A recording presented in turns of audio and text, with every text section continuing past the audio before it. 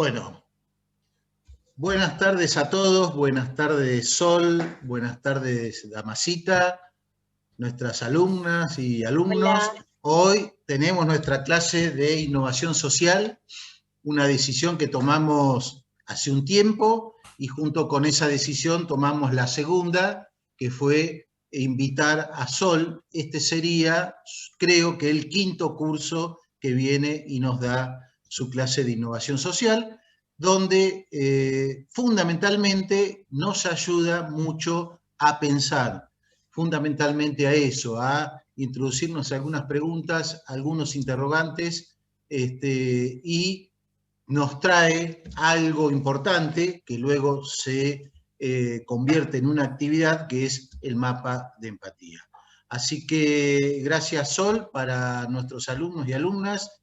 Les cuento, cuando vino Sol es una jovencita integrante del gobierno de la provincia de Buenos Aires, en su momento como directora de innovación social y algo más había, y ahora dentro de un programa equivalente, pero por eso lo importante para nosotros, por dos cosas, por lo que conlleva el hecho de que nos puedan traer ese conocimiento y por y por la posibilidad que sea una mujer. Para nosotros es muy importante que sea una mujer. ¿Por qué? Bueno, porque revalorizamos y resaltamos fundamentalmente la mujer como actora central, no solamente de la vida de nuestra universidad, sino estamos haciendo un enorme esfuerzo para la intervención, la participación y la apropiación de la mujer de las carreras tecnológicas. Por eso que nosotros, como ustedes ya saben, en Hurlingham tenemos el primer caso de discriminación positiva, y es que solamente le damos becas para que estudien ingeniería a las mujeres. Así que bienvenida, Sol, bienvenida, profesora. Profesora, usted siempre hace una pequeña introducción para presentarla a Sol, así que bienvenidos todas y todos.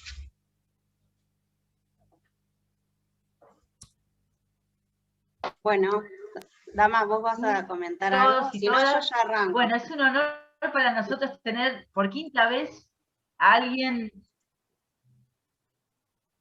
¿Hola? Sí, adelante, adelante. ¿Se escucha? Sí, ¿Se escucha? Sí, perfecto. Usted nos interrumpa. Es un honor tener por quinta vez a Sol en nuestra cátedra.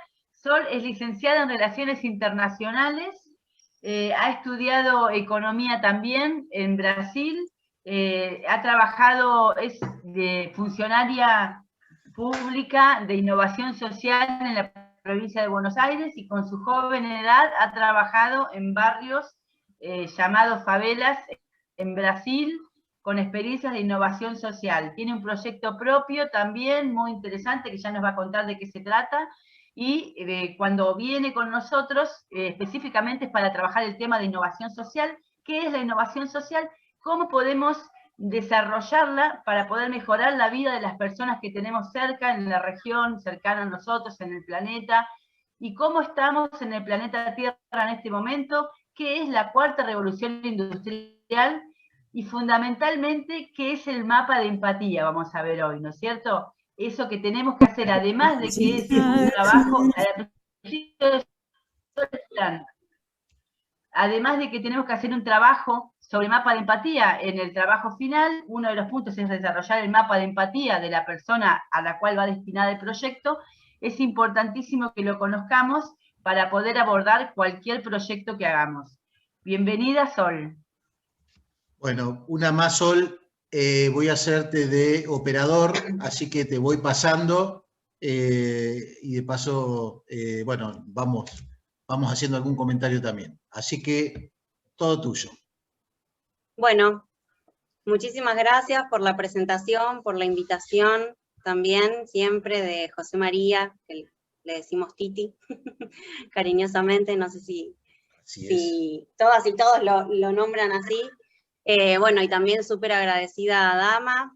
Efectivamente ya es la quinta vez que participamos de este espacio. La presentación va a ir mutando, va incorporando temas va actualizándose un poquito, pero como explicaban recién los profes, este es el tema, digamos, que me gusta, que me apasiona, y he tenido el privilegio y también la oportunidad, ¿no? Y el privilegio de poder orientar, digamos, la carrera hacia ese lugar. Yo soy de grado, como dijo Dama, licenciada en Relaciones Internacionales, soy fueguina, estudié en Tandil.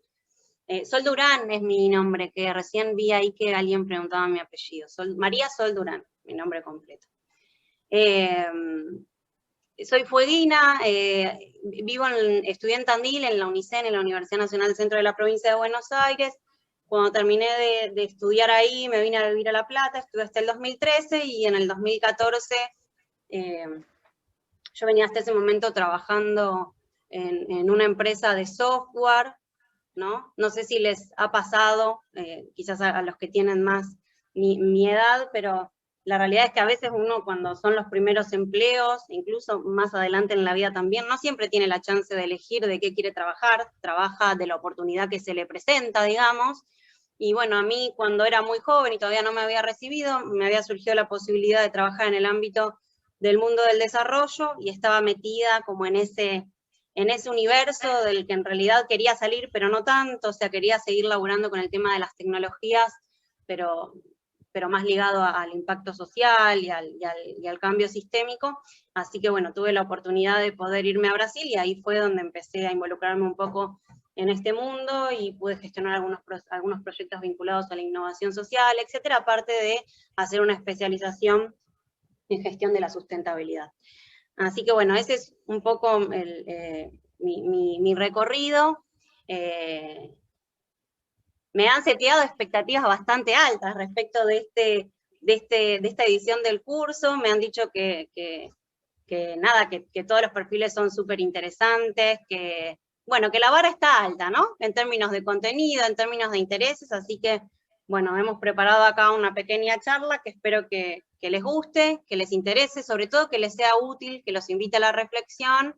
Lo que voy a hacer es como empezar con algunos comentarios, una reseña histórica y algunos conceptos, y después, si les parece, avanzamos con un intercambio entre nosotros. Ustedes están en un curso de creatividad e innovación, lo cual está buenísimo. No en todas las universidades ni en todos los espacios educativos existe, digamos, un espacio como este, sobre todo hoy por hoy, ¿no? Que se está cuestionando un poco el tema de la educación, del abordaje, de cómo la modernizamos, de cómo la adaptamos un poco a las necesidades del mundo que se viene.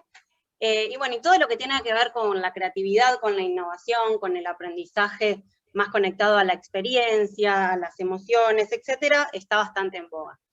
Con algunas críticas, con algunas revisiones, como todo siempre hay que tomarlo, digamos, con pinzas, pero en principio me parece que está buenísimo, y por eso también me he sumado a la cátedra, tener una instancia así, sobre todo para el diseño de proyectos, desde esta perspectiva y en este ámbito.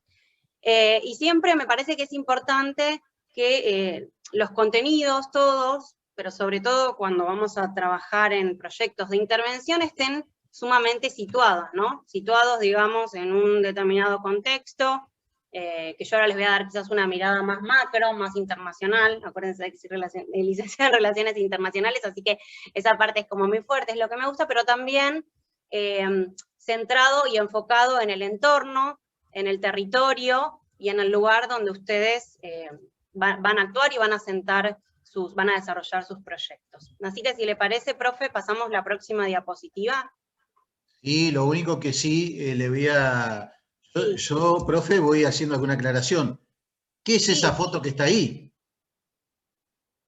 Bueno, esta foto que está acá es de un colega brasilero. Ese edificio es un edificio que está ubicado en el barrio de Leblon, que es uno de los barrios más caros de América Latina, y lo que se ve reflejado en ese edificio es una favela, una comunidad que se llama El Morro del Vidigal.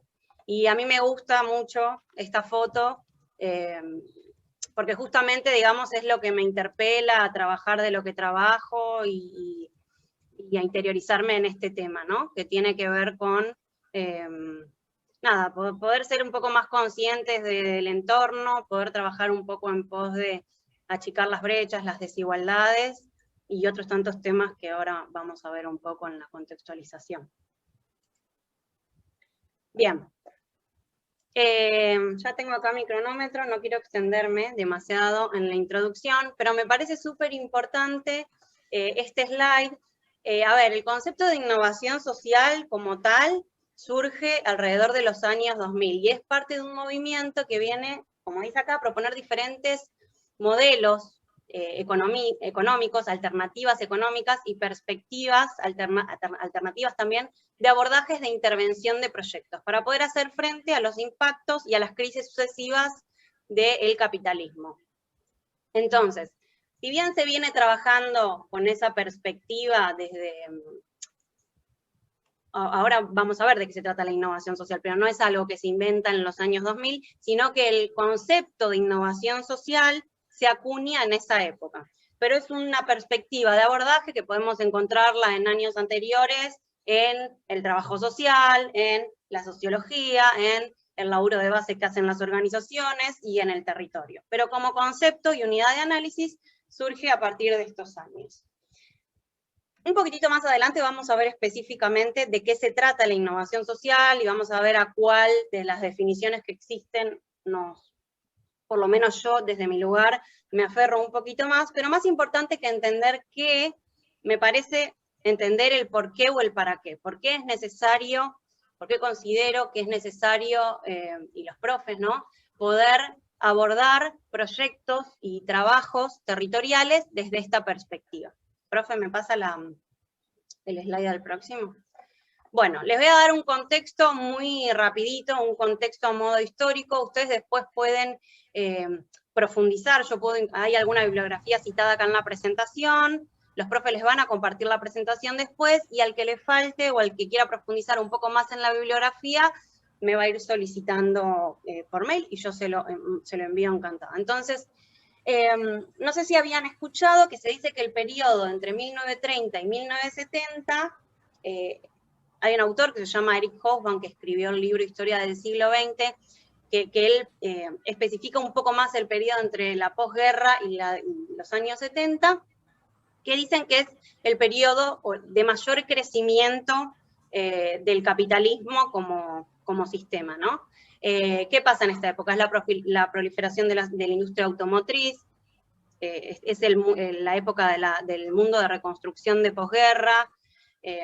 Recuerden que Estados Unidos inyecta un montón de plata a Europa para reconstruir Europa, que a su vez lo hace para que Europa pueda comprar productos de Estados Unidos y seguir dinamizando la economía. Bueno, es una época, es todo un periodo de crecimiento amplio del sistema capitalista. No sé si tienen ahí en mente la película de Charles Chaplin de Tiempos Modernos, que si bien está basada en el Plan Marshall, muy bien, ahí estoy leyendo los comentarios. Si bien está basada más en los inicios de la década del siglo XX, nos ilustra muy bien, digamos, era esto de la producción en línea, de la masificación del consumo, etc. Ya a partir de la década del 70, entra en crisis el sistema, tenemos la crisis del petróleo, y nombro la crisis del petróleo porque ahí los recursos, ¿no?, los recursos como recursos naturales empiezan a tener un papel decisivo en la geopolítica y en el sistema en el que vivimos. Cito también en el PowerPoint a Primavera Silenciosa. Primavera Silenciosa es el primer documento escrito en la década de los 70 que hace una mujer justamente, y que lo publica recién cuando ella sabe que tiene un cáncer terminal, donde habla de los impactos de la industria química en el medio ambiente. O sea, ese es el primer libro que viene a dar cuenta, digamos, a hacer una denuncia sobre cómo nuestra presencia y nuestro modo de vivir impactan en el planeta. Lo que se cuenta es que ella sabía que tenía esta enfermedad y que logra publicarlo en ese periodo porque antes había recibido algunas amenazas, ¿no? Entonces en ese momento se sintió, digamos, con la libertad de poder hacerlo. A partir de la década del 80 y mucho más en los 90 se afianzan todo lo que tienen que ver con las políticas neoliberales, se empieza a hacer esta transición de un capitalismo productor de bienes, digamos, a un capitalismo que es también proveedor grande de servicios y que sienta sus bases también en todo lo que tiene que ver con la especulación financiera. Llega el consenso de Washington, en los países de América Latina, acuérdense que tuvimos la época de los golpes militares, viene la crisis de la deuda de los países latinoamericanos, esto lleva a una mucho mayor concentración. Actores como el Fondo Monetario Internacional, el Banco Mundial, empiezan a tener un montón de intervención en todo lo que tienen que ver con el delineamiento de políticas públicas dentro de los países, y esto empieza a generar constreñimientos o limitaciones que muchas veces exceden a los estados. A partir de la década de los 90, y más fuertemente de los 2000, bueno, estas desigualdades, digamos, siguen agravándose, y el tema de las desigualdades y como la dimensión social del capitalismo empieza a ser apropiada por las agendas globales de desarrollo. Yo no sé si se acuerdan que tuvimos en el año 2000 los Objetivos de Desarrollo del Milenio, que fue como el primer consenso entre todos los países del mundo para poder establecer una agenda común de desarrollo, y que fue reemplazada en el año 2015 por los Objetivos de Desarrollo Sostenible. ¿Para qué hago toda esta súper introducción y medio a las corridas de contextualización histórica? Porque el surgimiento de estos nuevos conceptos y de estas nuevas alternativas económicas tienen que ver, digamos, con todo esto que empieza a pasar. Son parte de una agenda global, o sea, los actores del sistema internacional, estados, organismos, países, universidades, empiezan, digamos, a cuestionarse y a darse cuenta de que el capitalismo tal y como está tiene sus límites, ¿sí? La innovación social es uno de los conceptos que aparecen, pero también aparece la economía verde, los negocios sociales, la economía circular, la economía colaborativa. Surge la palabra sustentable en economía. Muy bien, Javier, sí. El desarrollo sustentable, entendido como tal, aparece en 1987 en el relatorio Brundtland, que... en el relatorio, no, perdón, en el informe, relatorio es en portugués, en el informe Brundtland, que es un informe que una comisión de expertos hace sobre los límites, del crecimiento y del desarrollo, y que después son incorporados en el año 92 en la Cumbre de la Tierra en Río de Janeiro, justamente, se hizo. Bien. Pasamos a la próxima diapo. Entonces, es sumamente necesario hoy poder, digamos, tener en cuenta estas nuevas alternativas, primero cuestionarlas, ¿no? Porque hay veces que suele pasar que también vienen impulsadas por los mismos actores, que son los que impulsan la apropiación del capital, la concentración del capital. Bueno, entonces también tenemos que ser críticos, digamos, a la hora de entender quién lo está proponiendo, para qué y cómo.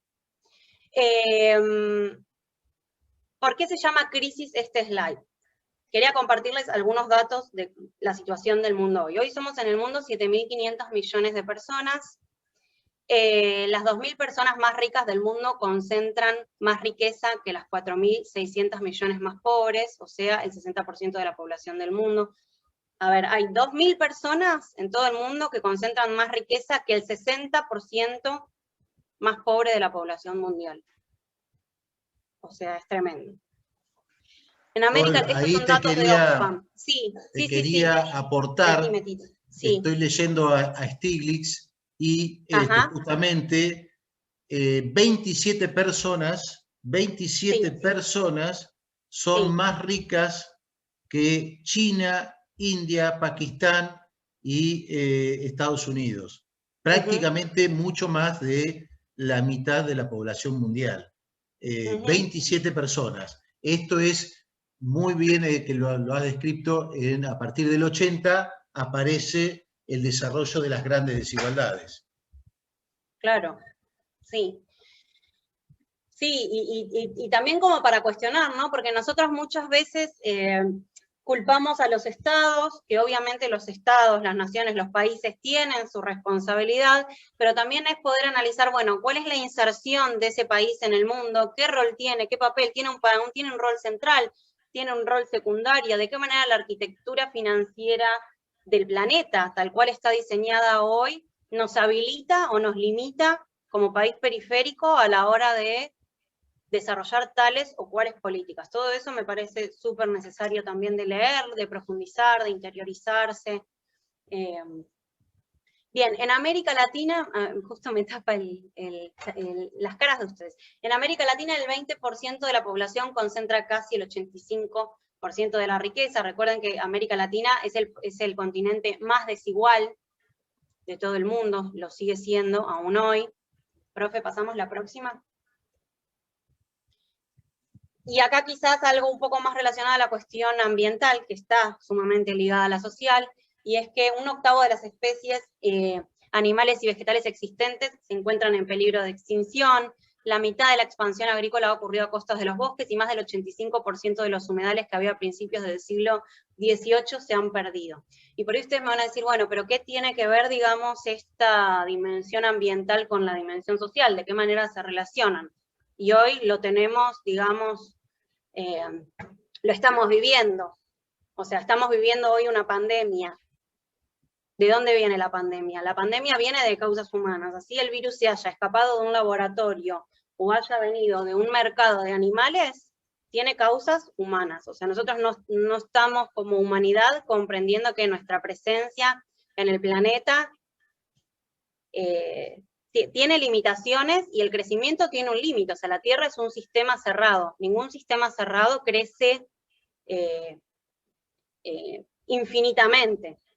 De hecho, está comprobado, y si quieren yo les puedo mandar la fuente, hay una noticia en la que algunos biólogos explican cómo el hecho de ir nosotros depredando, digamos, bosques, selvas, expandiendo lo que es la frontera agrícola, y el hecho de ir terminando con ecosistemas naturales, hace que algunas especies desaparezcan y que entonces virus que en otro momento quedarían siendo zoonóticos, digamos, quedarían en animales porque van de animal en animal, cada vez ese viaje de los virus es más corto al tener como menos especies, digamos, o estar más cerca de la especie humana. Yo no soy experta, digamos, en zoonosis, pero les puedo pasar ese artículo para que ustedes lo lean porque es sumamente interesante. Bueno, habrán escuchado hablar también del cambio climático, del calentamiento global. Hay expertos que ya desde la década de los 80 vienen advirtiendo que el planeta, para que todos sus subsistemas puedan funcionar de una manera operativa y segura, la temperatura del planeta no puede elevarse más de 2 grados en relación a la época preindustrial. Y la realidad es que si bien están las COPs, están los encuentros, las conferencias de las partes para poder hablar sobre el clima, para poder ponerse de acuerdo en términos de emisiones de gases de efecto invernadero y mitigar el cambio climático, no están dando las soluciones, no están dando el resultado, digamos, esperado, no todos los países están cumpliendo con los compromisos asumidos, y lo que se dice es que si seguimos al ritmo con el que venimos generando emisiones, es probable que dentro de los próximos 50 años la temperatura llegue a 4 grados. No sabemos, o sea, no se sabe hoy qué podría pasar en el planeta si esa temperatura llega a ese nivel, a 4 grados. Entonces, bueno, o sea, no es para generar pánico, pero sí es para entender que tenemos que empezar a actuar y a poder relacionarnos con el medio ambiente y con nosotros mismos de otra manera. La innovación social viene, digamos, a darnos algunas respuestas en relación a esto. Como les dije, es más que nada una forma de poder abordar proyectos. Es una manera de pensar, de planificar y de desarrollar proyectos de intervención territorial, ya sea en un barrio, ya sea en un país, ya sea en el ámbito de un organismo internacional. Se puede pensar en todos los niveles. ¿Pasamos, profe? El próximo slide. Si me quieren hacer preguntas, me las van haciendo en el chat. Yo no estoy leyendo el chat. No, yo te lo voy leyendo, Sol. O si es necesario, digamos, reforzar alguna idea o hay algo que no queda claro, me van diciendo y lo vamos pimponeando. Hay varias definiciones sobre innovación social. Hay algunas que para mi gusto son demasiado amplias, tan amplias que en realidad cualquier proyecto, digamos, con un relativo impacto social, podría ser un proyecto de innovación social. A mí me gusta ser un poco más estricta en relación a la concepción y por eso me adhiero o me amoldo un poco más a esta definición, que es la que dice que la innovación social se define como nuevas ideas, productos, servicios, modelos, que incluso pueden ser modelos de organización, que simultáneamente satisfacen necesidades sociales, pero crean nuevas relaciones sociales o de colaboración entre los participantes de ese proyecto. ¿Qué quiero decir con esto? Quiero decir que no solamente la persona que va a ser mi destinataria del proyecto va a tener un beneficio inmediato, como por ejemplo puede ser que yo le otorgue un microcrédito, sino que en realidad voy a lograr crear nuevas relaciones sociales. O sea, esa persona va a poder tener un nuevo lugar, una forma de relacionarse con su entorno social. Entonces, si yo a una persona, yo le puedo prestar a una mujer un microcrédito, pero si yo le presto un microcrédito y queda en eso, y de repente tiene un 25% de interés para pagar, y no puede, o se gasta la plata y no puede generar ingresos para pagarlo, yo más que ayudándola, le estoy haciendo que es como un tiro en el pie, es una expresión que se dice en Brasil. Volvamos para atrás, ahora venimos al esquema de intervención.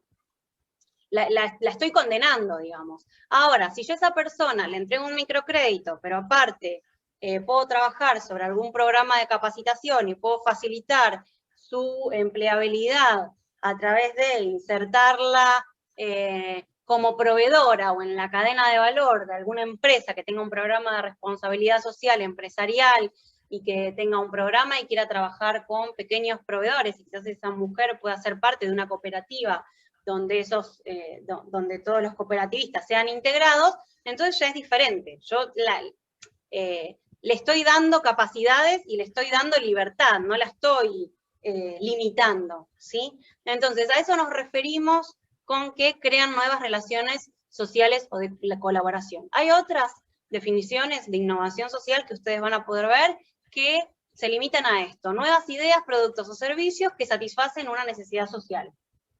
Y se queda en eso, ¿sí? Sí. Bien, ahí estoy leyendo un poco a ver, la idea es menor consumo necesario. Estoy leyendo un poco no quiero que se me pase nada en el chat, que perdure en el tiempo. Claro, que perdure en el tiempo, y esto sería como crear nuevos espacios de libertad para la persona, ¿sí?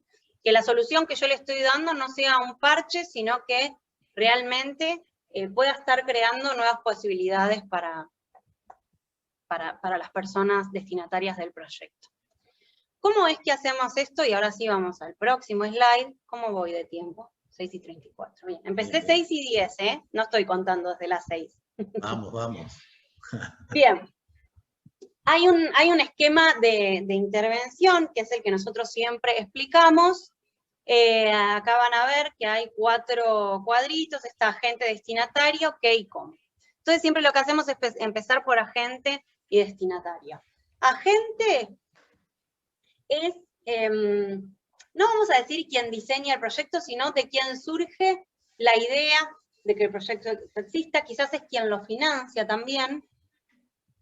¿Y quién se les ocurre que puede ser un agente? A ver, vamos a abrirle un poco a la participación. Escriban ahí en el chat. ¿Quién se les ocurre que puede ser un agente?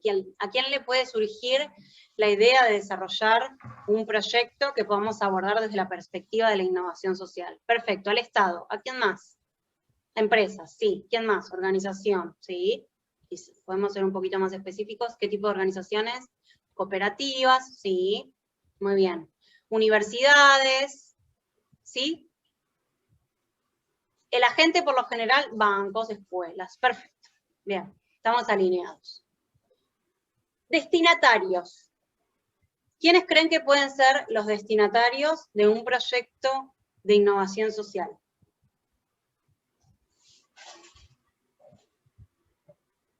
Un barrio, sí.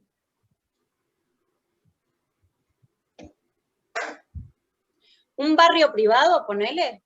Un country podría ser destinatario de un proyecto de innovación social. Sin ofender al country, ¿eh? Gente que necesita, ok. Bien. Claro. O sea, si la idea de la definición de innovación social es poder crear nuevas redes de colaboración y que esa persona que estaba en una situación de vulnerabilidad o en una libertad restringida pueda estar en una situación mejor, entonces yo siempre me voy a inclinar por ese tipo de personas, las personas que están en una situación de vulnerabilidad. ¿Y quiénes pueden ser? Barrios, dijimos, mujeres, gente que no tiene acceso a determinado derecho. Mujeres, perfecto, sí. En situación de encierro, Sí. Mujeres en situación de acoso o de Sí. violencia. Acá hay un aporte que me gustó. Gente que no tiene acceso a determinado derecho. Eso está bueno. Personas con discapacidad, quizás, ¿no?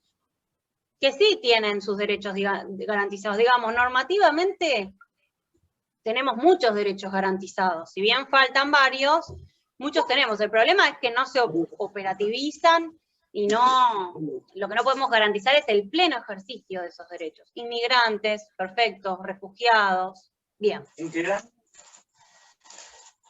Perfecto.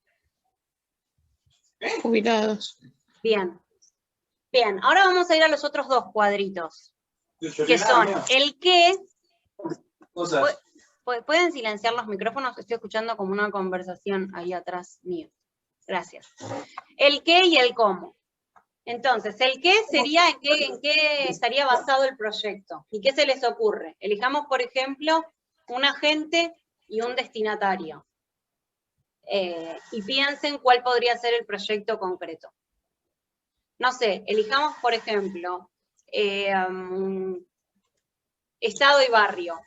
Y crucémoslo, si quieren, con mujeres. ¿Cuál podría ser el proyecto?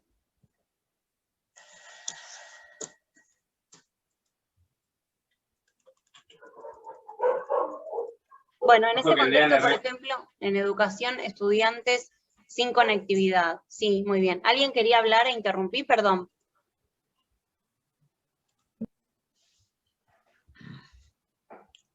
No, seguí, Sol. Ah, bueno, bien. Pero sí, violencia hacia las mujeres y dándole apoyo a mujeres que fueron violentadas. Bien, inserción laboral para madres solteras. Vamos con este ejemplo. Inclusión laboral para madres solteras. ¿Qué pasa? Lo más importante a la hora de poder pensar los proyectos no es tanto el qué, que es en lo que siempre nos encerramos todos en el qué, sino en el cómo. Ese es el foco. Lo importante es el cómo. Es bueno, ¿cómo yo a esto lo voy a desarrollar? Pero antes de desarrollarlo, ¿cómo yo a esto voy a validarlo? ¿Cómo sé que el proyecto que pretendo desarrollar es realmente un proyecto interesante para los destinatarios? Y acá siempre caemos en algunos errores. Y voy a hablar desde el Estado.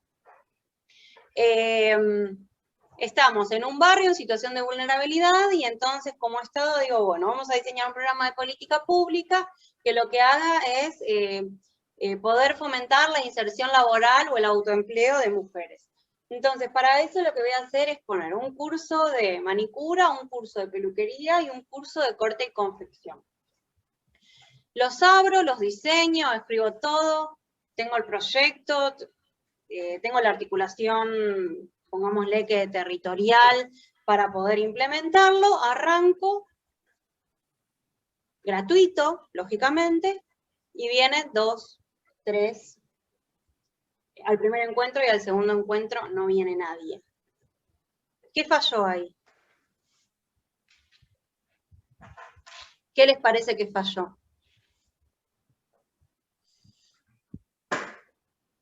O sea, porque siempre la fácil es decir, ah, no, A la gente se le dan las cosas gratis y la gente no se quiere capacitar. Si mira, yo tengo estos 3 cursos para dar y son gratuitos y les entrego tal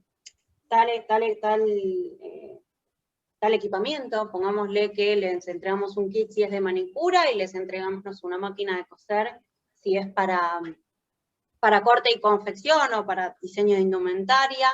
Esa es la fácil, ¿no? Es bueno. Nada, no funcionó porque a la gente se le dan cosas gratis y la gente no viene, la gente no quiere. Pero ¿en qué momento me detuve yo a preguntar, a pensar y a codiseñar con otros? O sea, si los destinatarios son los que tienen que capacitarse, ¿en qué parte me olvidé de que debo preguntar y debo indagar y debo entender en qué quieren capacitarse? ¿Sí? O sea, todo lo que ustedes dijeron también es válido. La contención es necesario, fomentar el interés es necesario, el acompañamiento es súper necesario, pero podés tener todo eso. Pero si a la gente no le interesa, o si vos lo hiciste en un horario en que a las madres se les súper complica con tareas de cuidado, o sea, si vos tenés falencias en la concepción del proyecto, justamente por no analizar, por no preguntar, por no diseñar con el destinatario del proyecto, entonces falla. O sea, el fracaso es casi seguro, ¿sí? Entonces acá van a ver ustedes que hay como una flechita que sale de agente y otra que sale de destinatario. Los proyectos de innovación social se caracterizan, y es necesario, es como una condición sine qua non, por lo menos desde mi punto de vista, por ser proyectos codiseñados con los destinatarios. Al destinatario yo no le puedo ir a presentar el proyecto terminado. El destinatario tiene que estar desde el momento en que yo detecto, digamos, la necesidad de que hay, no sé, falta de empleo. Bueno, ¿cómo lo resolvemos? Lo vamos a resolver juntos, con el know-how que tenemos, del know-how, digamos, con las herramientas y los conocimientos que se tiene desde la gente, que puede ser el Estado, que puede ser la universidad, pero necesariamente con el conocimiento que tiene el territorio. No puede faltar, no puede estar ausente, no puede estar, porque si no, lo más probable es que fracasemos. ¿Sí? Entonces, hay muchas veces que se habla de proyectos, y esto yo soy crítica, que se habla de proyectos de innovación social cuando, no sé, voy a poner un ejemplo. Yo me fui a Brasil, ponele, y llevé un proyecto para trabajar en la favela y pretendo que sea un éxito sin antes haber conocido, charlado, sin haberme interiorizado en la realidad del barrio, sin hacer charlas, sin sumar a los destinatarios del proyecto. O sea, no. Ese tipo de proyectos, tipo de salvadores blancos, clase media y ricas que llegan a espacios a decir cómo las cosas tienen que ser y hacerse, no nos van. Entonces, tenemos la obligación de poder co-crear con otros, ¿sí? Porque si no, después no tenemos excusa para decir que no funcionó, no tenemos excusa para recriminar que fue plata tirada a la basura, porque los que hicimos las cosas mal fuimos los agentes y no los destinatarios. ¿Sí? ¿Esto queda claro? ¿Alguien tiene alguna pregunta con respecto a esto? Por eso, y si los recursos los tienen los blancos con esas características, su obligación, nuestra obligación, por ser personas privilegiadas, porque muchos lo somos en términos de, no sé, de haber crecido en un entorno sano, de nunca haber pasado hambre, de haber tenido acceso a la educación que es pública, pero que no es gratuita, o sea, es no arancelada, pero ir a la universidad, ya lo saben ustedes, no es gratuito, es un esfuerzo. A mí, mis viejos me pudieron ayudar, tuve un montón de oportunidades. Sí, privilegiados. Eso para mí son, después podemos debatirlo, si quieren, en otro momento, pero sí, yo por lo menos me considero una persona privilegiada. Entonces, la obligación que tenemos las personas privilegiadas es un mínimo de empatía para con el resto. Y de eso se trata el mínimo de empatía, de poder ponerse en el lugar de otros que no tuvieron las posibilidades, las chances, y no les pusieron enfrente quizás los horizontes que nos pusieron a otros, ¿sí? Algún día después podemos tener un debate sobre mérito y privilegio, que sería bastante interesante. Pero no, hoy no. Vamos a ir a la próxima diapositiva. Bien. Mapa de empatía. Como nosotros venimos diciendo, que lo esencial es poder trabajar con otros y generar empatía con otros, con otros, otros. Entonces acá tenemos una herramienta que quiero contarles cómo se usa y que puede resultarnos bastante útil a la hora de poder abordar los proyectos. Yo no sé en qué etapa del proyecto ustedes están, si ya tienen alguna idea, si les han propuesto los profes alternativas de trabajo, no sé cómo lo vienen encarando, pero el mapa de empatía puede servir, a ver, lo usan desde las empresas para crear productos o servicios, hasta pueden usarse en proyectos, digamos, para poder desarrollar proyectos o programas de intervención.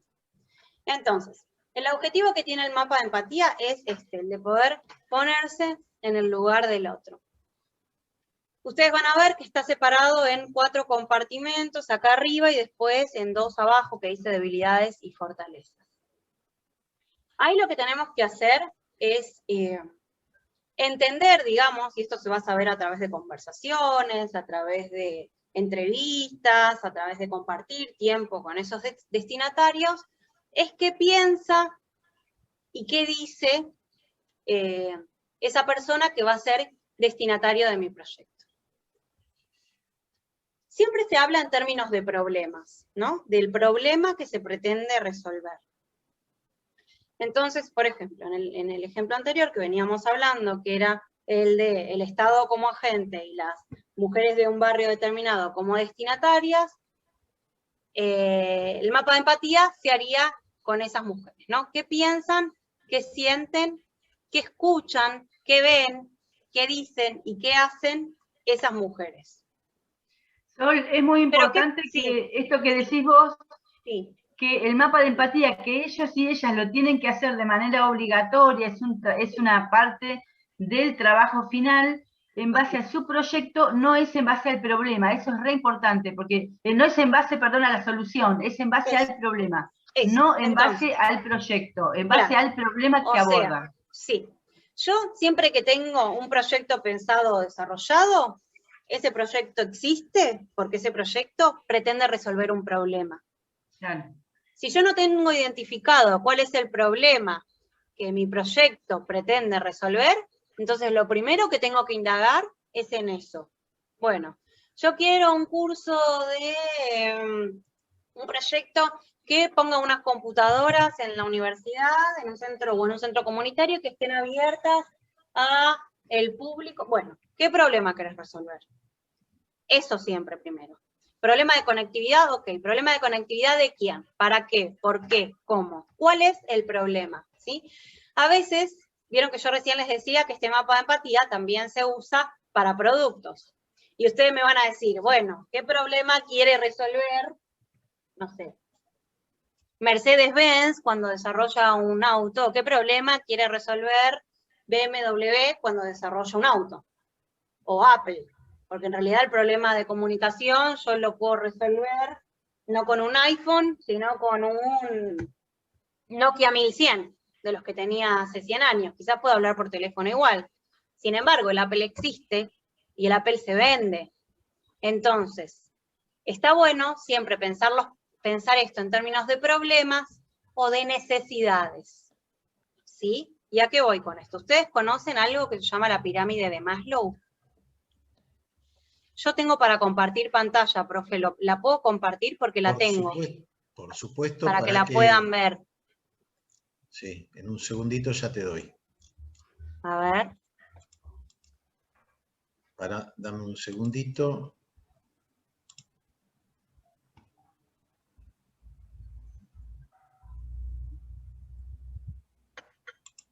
Ahí estás.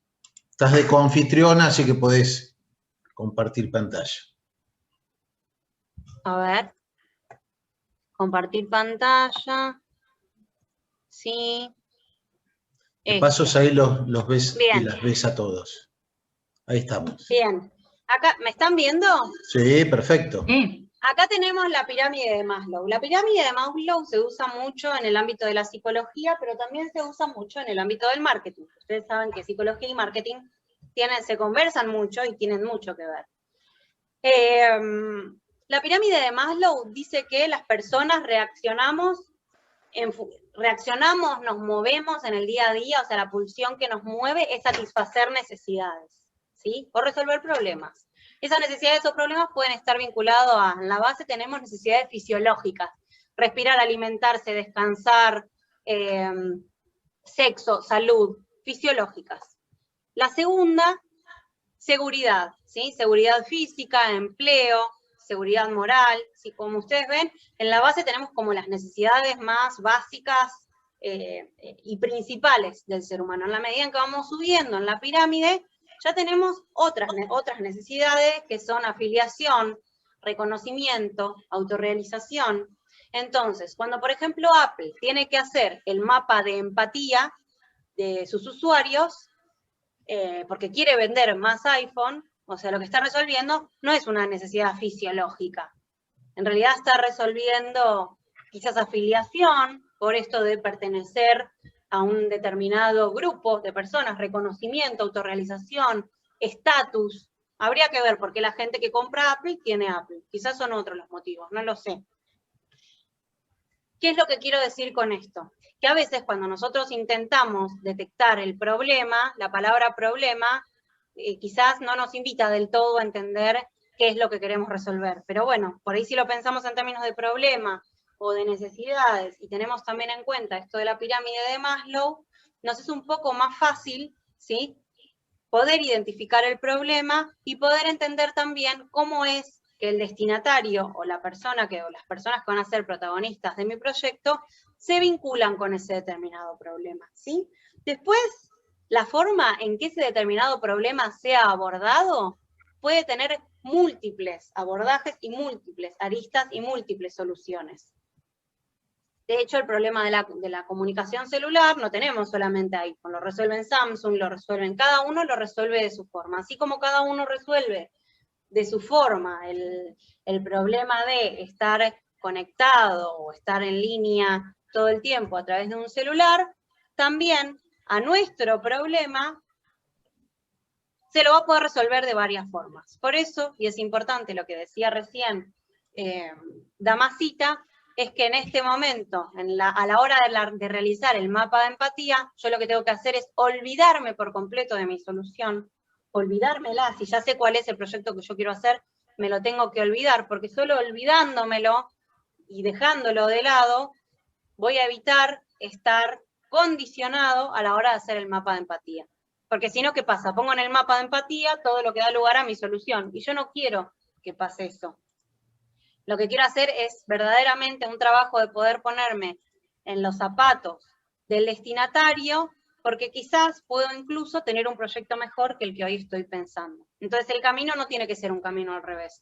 No es que primero tengo la solución y después con esa solución hago el mapa de empatía y veo que me coincida el mapa de empatía con mi solución. No. Lo que hago es, bueno, pensar, mi proyecto, ¿qué problemática quiero resolver? ¿Cuál es el problema que yo quiero resolver? ¿De quién es ese problema? Es decir, ¿quién es el destinatario? Y ahí lo que empiezo es a sumergirme en la realidad de ese destinatario. ¿Y cómo voy a usar el mapa de empatía? Quiero dejar de compartir. Estoy compartiendo todavía, ¿no? Sí. Perdonen, me entusiasmé hablando. Dejar de compartir. ¿Comparte usted la presentación, profe, o la comparto yo? Ahí está. Perfecto. Entonces, lo que yo voy a hacer es, teniendo en cuenta quién es mi destinatario y teniendo en cuenta cuál es el problema que quiero resolver, voy a entender cómo mi destinatario se relaciona con ese problema. ¿Sí? Entonces, no sé si es el ejemplo que yo hice la otra vez, pero lo voy a hacer suelo hacer el ejemplo con Uber. Lo vamos a hacer rapidito, ¿no? Yo te hago de alumno. Dale, vamos a hacer el ejemplo de Uber. Supongamos que, bueno, vamos a salirnos de la solución Uber, yo ya sé lo que hace Uber y ya sé cuál es la solución que ofrece, me voy a centrar en el problema. ¿Cuál entiendo que es el problema que quiere resolver Uber? Y vamos a hablar de los trasladados, porque también hay otros problemas o necesidades que puede llegar a resolver, la de los choferes de Uber, bueno, etcétera. Vamos a ir a los trasladados. Bueno, ¿cuál es el problema? El problema es hacer un viaje rápido, o sea, la necesidad de hacer un viaje rápido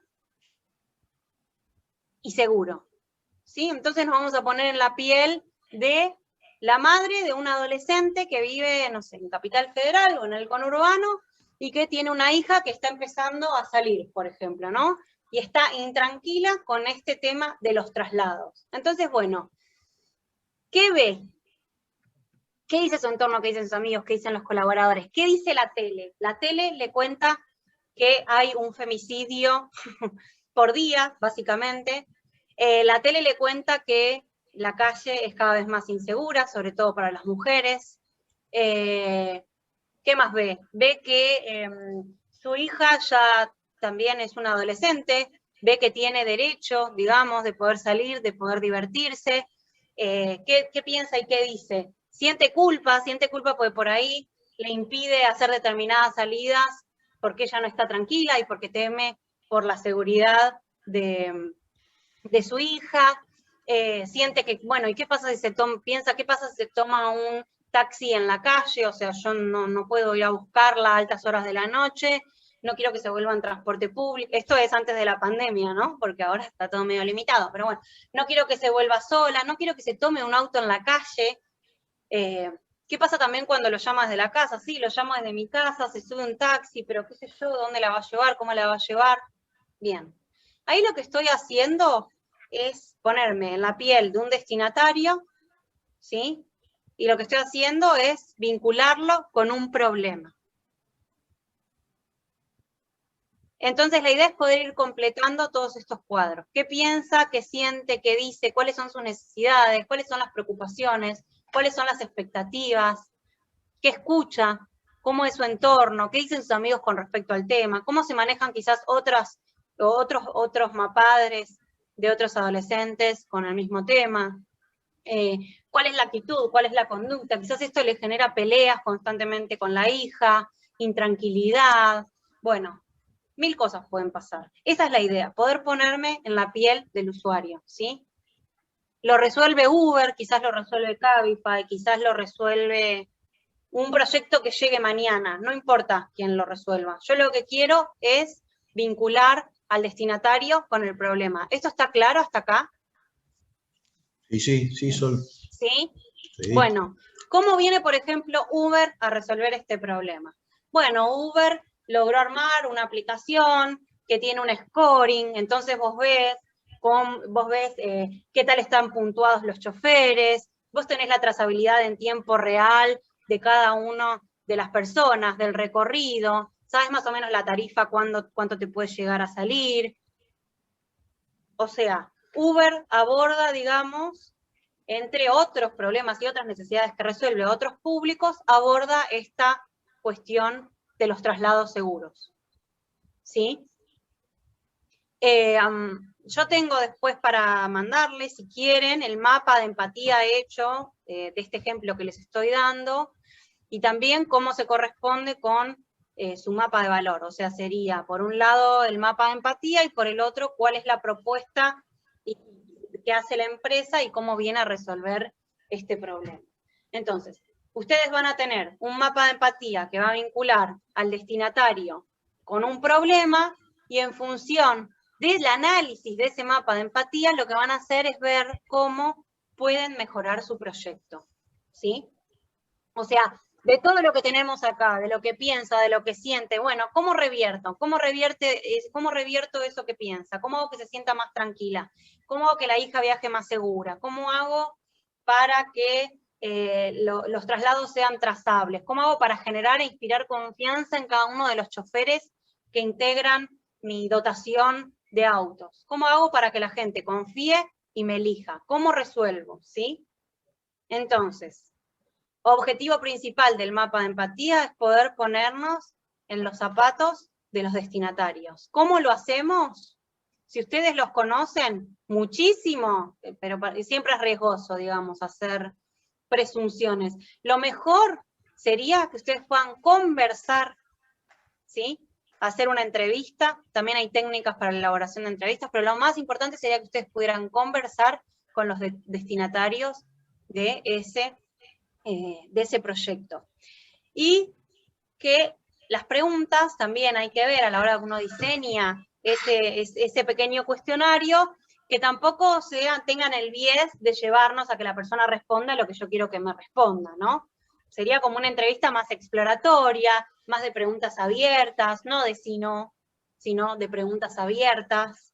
Que eso también hay material y también se puede trabajar. Pero bueno, lo que más me importaba hoy era que pudiera quedarles en claro la forma en la cual se aborda y se trabaja el mapa de empatía, ¿sí? La clave es esa, es la que les dije recién, es dejar de apartar y olvidarme un rato de mi solución, o sea, de la solución que yo creé en mi cabeza y de cómo pienso que tiene que ser implementado el proyecto, y enfocarse en el problema. Y si no tienen identificado el problema, el primer trabajo y el más difícil, y el que se tienen que tomar tiempo para poder resolver, es justamente ese. ¿Cuál es el problema?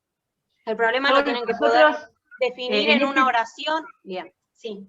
No, sí, justamente la concatenación de ejercicios que tienen que hacer arranca, nosotros les damos el proyecto, hay 8 proyectos, como el seminario anterior que viniste, 8 proyectos de innovación social del BID en Latinoamérica. Y eligen uno lo primero que hacen es el árbol de problemas, lo segundo es el mapa de empatía, y después la mejora. Estamos justamente en el mismo orden que estamos hablando con vos. Ah, bien. Perfecto. Acá leo, ¿suele suceder que el tema real de la necesidad aparece oculto debajo de otras demandas? Sí, suele pasar. Por eso digo que la entrevista no tiene que ser de sí no, porque por lo general, a ver, nosotros queremos resolver ese problema. Quizás ese problema no esté tan latente y el destinatario no lo tenga traducidísimo en palabras en ese momento. Siempre también, digamos, poder identificar el problema o la necesidad o la oportunidad de actuación es justamente de los agentes, ¿no? A veces no está todo dicho, no me van a decir, mira, mi problema es este y yo lo que necesito es esto, esto y esto. Pues seguramente si ya lo tuvieran tan claro, nada, ahí lo que nosotros haríamos es simplemente ayudarles a redactar un proyecto, porque en realidad la idea ya está.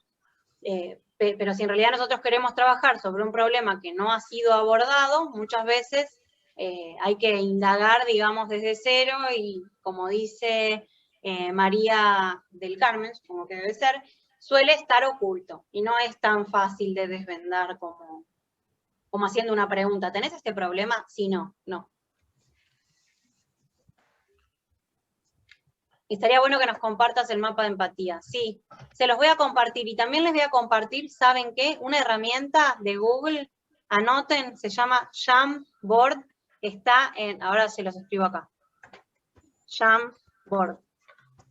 Yo les voy a mandar, ¿vieron en el icono de Google que ustedes hacen clic a la derecha, hay como una herramienta. Donde se despliegan las aplicaciones, sí. Bueno, tienen el mail, tienen el Drive, tienen el Calendar, tienen varios, y si hacen hacen el rol para abajo, van para abajo, van a ver el Jamboard.